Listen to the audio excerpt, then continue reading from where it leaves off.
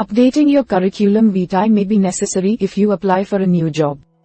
While scanning your previous work, you may have realized that you don't mention the languages you know. The good news is that writing about your language skills won't take a ton of time.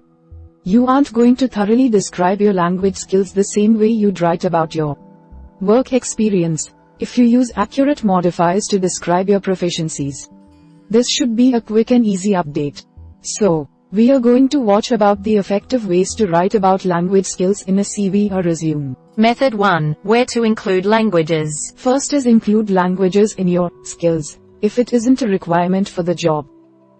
If you aren't applying to a position where your language skills are particularly relevant, there's no need to take up precious space by giving them a dedicated section. Just list the languages you speak in the skills section alongside your other talents. Step 2. Create a separate languages section if it's relevant to the job. If you're going to be traveling a lot, you should have a language section. If you're a teacher, you may want to have a separate section for that. Finally, reference your language skills in the summary, if you want to highlight it. If you really want to sell your ability to speak, write, or read a language, mention it briefly at the beginning of the CV.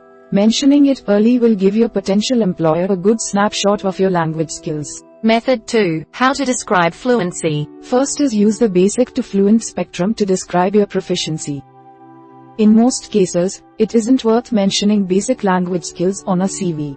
Use the proper adjective to describe each language skill. Either use the adjective followed by the language, fluent in Spanish, or list the language and put your skill level in parentheses. Step 2. Note if you can't read, write, or speak at the same fluency level.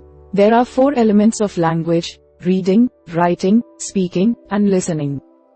You don't need to mention listening, but you should definitely call attention to the other 3. If you are an advanced writer in a language but you can't realistically speak it, be honest. Step 3. Include the CEFR labels for jobs in academia or Europe. The Common European Framework of Reference for Languages is a standardized format for foreign language skills. Universities and educational institutions use this scale, as do most European companies that require a CV. If either of these apply to your situation, include the CEFR label in parentheses. Step 4. Combine CEFR labels and a standard description to play it safe. Hiring managers may not know the CEFR labels. Include them in parentheses if you're applying for a job at a university or in Europe. People familiar with the scale will see that you know enough about language skills. Step 5. Include a short, detailed description if you want to explain a little. In most cases, simply listing your language skills is appropriate. However, you can turn each entry into a complete sentence if you'd like a little more room to describe your skills. Step 6. Format the language information the same way you format everything else. Use the same bullet point style, typeface, and font size that you use in the rest of the CV. If you aren't using bullet points for your skills section and you're adding a separate languages section, finally, list your bullet points in order from most to least relevant for the job. If you speak multiple languages, arrange them so that the most important language comes first. It's up to you whether you'd like to include the language you used to write the resume. Method 3. Language certifications, citations, and references. First is include any certifications or tests that demonstrate your fluency. Every language has its own proficiency tests and licenses. For example, the Diploma de Español como Lengua Extranjera, DIL, is a Spanish certification. Step 2. Provide citations for foreign language publications or presentations. For written work, include an MLA or upper citation.